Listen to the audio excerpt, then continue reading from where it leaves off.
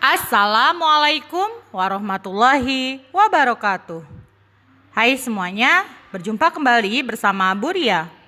Kali ini kita akan melakukan literasi dengan judul B.J. Habibie. Baharudin Yusuf Habibie merupakan nama lengkap dari B.J. Habibie. Beliau lahir pada tanggal 25 Juni 1936 di kota Parepare, Sulawesi Selatan. Presiden ketiga Indonesia ini menempuh pendidikan SMA di SMAK Dago, Kota Bandung pada tahun 1954. Ia kemudian melanjutkan pendidikannya di ITB atau Institut Teknologi Bandung. Namun, hanya beberapa bulan di ITB, kemudian ia memutuskan untuk mengikuti jejak teman-temannya untuk bersekolah di Jerman.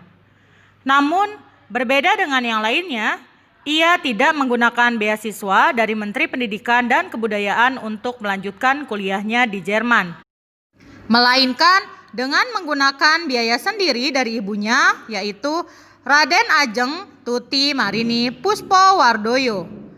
Mengingat pesan Bung Karno tentang pentingnya penguasaan teknologi yang berwawasan nasional, yaitu teknologi maritim dan teknologi dirgantara di kala Indonesia waktu itu masih berkembang. Akhirnya, B.J. Habibie diberi kesempatan belajar di Jerman. Pada waktu itu, pemerintah Indonesia di bawah Soekarno gencar membiayai ratusan siswa cerdas Indonesia untuk mengemban pendidikan di luar negeri dan menimba ilmu di sana. Habibie merupakan rombongan kedua di antara ratusan pelajar SMA yang secara khusus dikirim ke berbagai negara. Kemudian, Habibie memilih jurusan teknik penerbangan dengan spesialisasi konstruksi pesawat terbang di Jerman. Pendidikan yang ditempuh B.J. Habibie di luar negeri bukan pendidikan khusus kilat, akan tetapi merupakan sekolah bertahun-tahun sambil kerja praktek. Sejak awal, Habibie memang tertarik dengan bagaimana cara membangun penerbangan komersial bagi rakyat Indonesia yang menjadi ide Soekarno di masa jabatannya. Dari sana, kemudian muncul perusahaan-perusahaan strategis, ada PT PAL dan salah satunya IPTN. Kemudian, ketika B.J. Habibie sampai di Jerman, Habibie punya tekad untuk sungguh-sungguh di perantauan dan harus pulang membawa kesuksesan mengingat jerih payah ibunya yang membiayai kuliah dan kehidupan sehari-harinya. Beberapa tahun kemudian, di tahun 1955 di Aachen, 99% mahasiswa Indonesia yang belajar di sana diberikan beasiswa penuh. Hanya beliau yang punya paspor hijau atau swasta daripada teman-teman yang lainnya. Bagi Habibie di perantauan, musim liburan bukan liburan bagi beliau, justru menjadi kesempatan emas yang harus diisi dengan ujian dan mencari uang untuk membeli buku. Setelah masa liburan berakhir, semua kegiatan dikesampingkan kecuali belajar. Berbeda dengan teman-temannya yang lain, mereka lebih banyak menggunakan waktu liburan musim panas untuk bekerja, mencari pengalaman dan uang tanpa mengikuti ujian. Kemudian pada tahun 1960, B.J. Habibie mendapatkan gelar diploma dengan predikat cum laude atau sempurna yang rata-rata nilainya mencapai 9,5.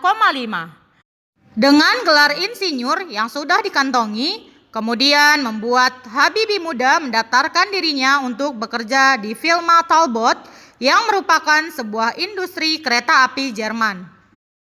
Setelah itu, kemudian beliau melanjutkan studinya untuk mendapatkan gelar doktor di universitas lain.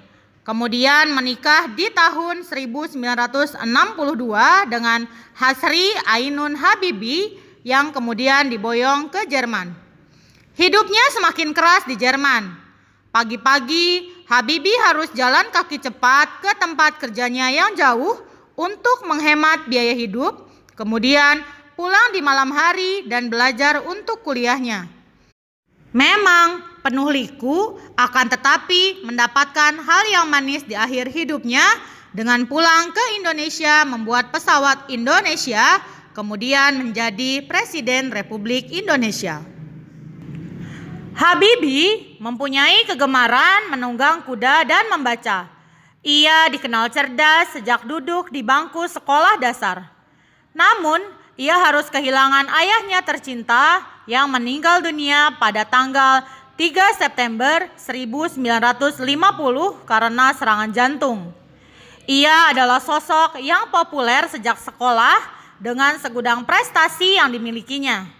B.J. Habibie meninggal di Rumah Sakit Gatot Subroto dalam usia 83 tahun. Beliau meninggal pada hari Rabu, tanggal 11 September 2019. Itulah tadi biografi B.J. Habibie, Presiden ketiga Indonesia. Semoga biografi B.J. Habibie ini dapat memberi kalian semangat dan motivasi dan terus menginspirasi. Wabillahi taufik wal hidayah. Wassalamualaikum warahmatullahi wabarakatuh.